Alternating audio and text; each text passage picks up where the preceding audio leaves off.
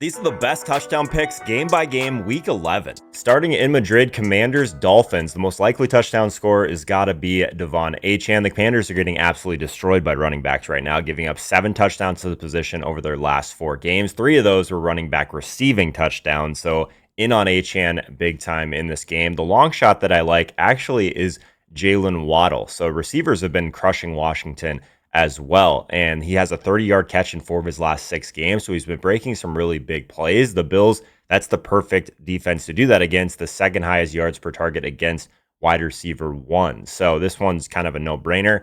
I think that both of them are pretty solid. Probably one of my favorite games for touchdown picks so far.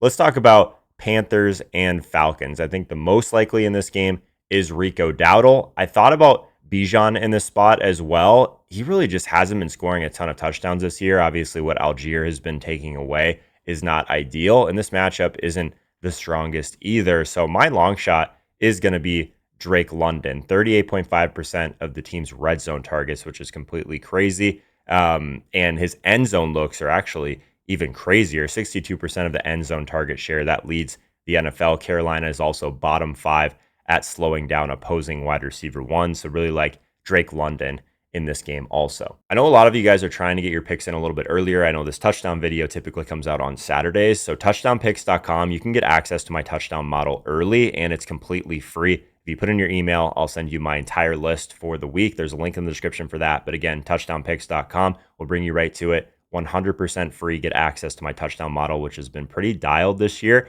And it just gives you access to it much earlier than the rest of people. Tampa Bay and Buffalo. We don't need to spend too much time here. I think James Cook is definitely the most likely, even though this Tampa Bay run defense has been elite, but they have been giving up some explosive plays. We saw Jahmyr Gibbs take advantage, Travion Henderson take advantage. So if we get a touchdown from further out, which is kind of what James Cook tends to do from time to time, I think he's the most likely. My long shot is going to be Emeka Egbuka. Buffalo's along the second most fantasy points per target to opposing wide receiver 1. So I think Baker is going to absolutely feed Egbuka in this game. And I think he's going to have to be a big part of the game plan. Obviously, his target share is completely insane without Evans and without Godwin. So like Egbuka in this spot to score. Chargers and Jacksonville Jaguars. I would say that this one was a little bit tougher to do, so I'm only going to do I would consider this one still a long shot. I think that a couple of these guys at the top, both the running backs, are at least interesting. But if we're trying to find a long shot in this game, I still like the idea of Quentin Johnston. Jacksonville is allowing the second most fantasy points to outside wide receivers, where Johnston plays 86% of his snaps. So he would be the guy that I would want to go to in this game from a long shot perspective. And they've still been giving up a ton of receptions to the outside deep down the field as well. Bears and Vikings. This one also was like a little bit tougher to find just a perfect standalone most likely play, but I do like Justin Jefferson to score in this one. I think everything he's been talking about to the media, on social media, all of the things, I'd be shocked if he doesn't come out and have a really strong game here. Chicago 30th in passing points allowed.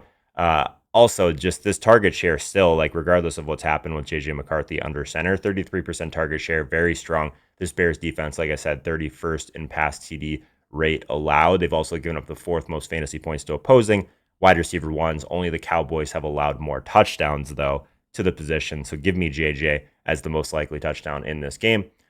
Packers, we're going to continue just to play Josh Jacobs as the most likely touchdown. 19 of his last 21 games he has scored. The Giants have also given up the 3rd most touchdowns at the position. This game is relatively spread out outside of that, mostly a stay away for me. Cincinnati Bengals and Pittsburgh Steelers. The most likely for me is going to be Ja'Marr Chase. The Bengals have been obviously just peppering him with targets. Joe Flacco, I think it just in general is saving people's seasons that drafted Ja'Marr Chase in fantasy. Pittsburgh 30th in points allowed per game to wide receiver 1 targets, 62 targets from Flacco for their 4 games together, which is nuts. I also love Jaylen Warren in this game. So the Bengals have given up multiple running back touchdowns to the Jets, Packers, Lions, Vikings, and Jags, but only the Titans have allowed more touchdowns to the position overall. So considering the Steelers have the highest implied Vegas total, they're going to score a bunch of touchdowns against this Bengals defense. They are a home favorite. I'm not going to overthink it with Jaylen Warren. Houston Texans and Tennessee Titans. Yeah, Woody Marks for me. I really like Woody Marks in this game overall. I think you can look at some of his receiving props as well, but the Titans have allowed the third most total yards per game to opposing backfields. Nick Chubb only had 6 touches last week, guys. So I think the breakout's already happened for Woody. And this is a situation where I think him to score makes a ton of sense.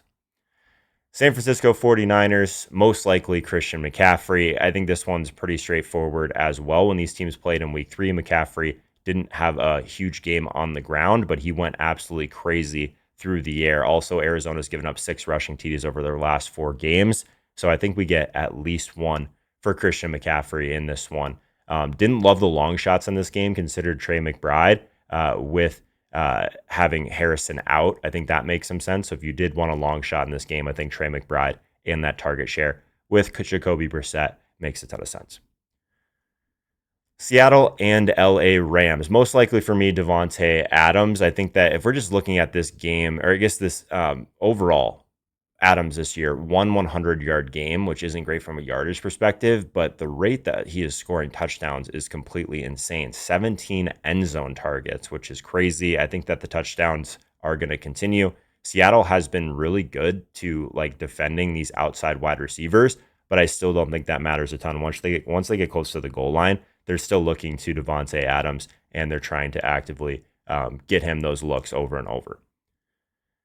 Ravens and Browns. Most likely Derrick Henry. I think that it was obviously a bummer. Probably the single thing that cost me the most money last week was him getting vultured at the goal line by Justice Hill. So that was not ideal. The Browns have been obviously pretty good against running backs this year, but I do think that just if Derrick Henry continues to get the touches that he has been getting, 20 or more touches in 4 straight games, it's only a matter of time before he gets in the end zone. Mark Andrews is going to be the long shot in this game, though. Similar to Adams, they just utilize him in the end zone, right? So Lamar has thrown 18 passes in the end zone this season, and 5 of them have gone to Andrews. Also, there's no Bateman. Cleveland has been giving up a very high touchdown rate, the 3rd highest touchdown rate to the tight end position as well. So like the Andrews, just like last year or last week, I should say, I really like the Andrews touchdown. Chiefs and Broncos. This one's really tough. Obviously, this defense for Denver has been elite. I'm not really big on Patrick Mahomes in this game in general, but I do think that Rashee Rice is the most likely to score. Wide receiver 1 scorer in all 3 games since he's been back, and I still think that his role around the goal line is pretty safe. Detroit Lions and Philadelphia Eagles. My most likely is going to be Jahmyr Gibbs in this game. So I think that regardless of Philly not giving up a ton of yards, I don't think that him or Saquon on the other side will be getting a ton of rushing yards in this game. I do think that where they have been beaten is against these backs that are really strong in the passing game. So I would say Jahmyr Gibbs as likely as anyone to score in this one. And I think that the one guy, I think Montgomery as well. I think we put him in a video earlier this week. So let's put Montgomery in here as a long shot. And then I think you could make a strong case for Jameson Williams as well as a long shot, just because the one guy that is going to benefit the most from Campbell calling plays is going to be Jameson Williams from a volume perspective. We've already seen that play out a little bit. Dallas Cowboys and Las Vegas Raiders. Most likely is going to be a Javonte Williams. High team total here. Only the Titans and Bills have allowed more rushing TDs than the Raiders, so like that quite a bit. Also, from a long shot perspective, CeeDee Lamb and George Pickens make a ton of sense in this one. Both of these players are playing a lot on the outside. CD a little bit more on the slot, obviously, than Pickens, but on the outside, this Raiders team has been getting absolutely destroyed from a yards per target standpoint, but also they've given up a very high touchdown rate, the 7th highest touchdown rate to wide receiver 1s on the outside. But in general, just on the outside, these downfield targets, they really don't have any answer for CD or George Pickens.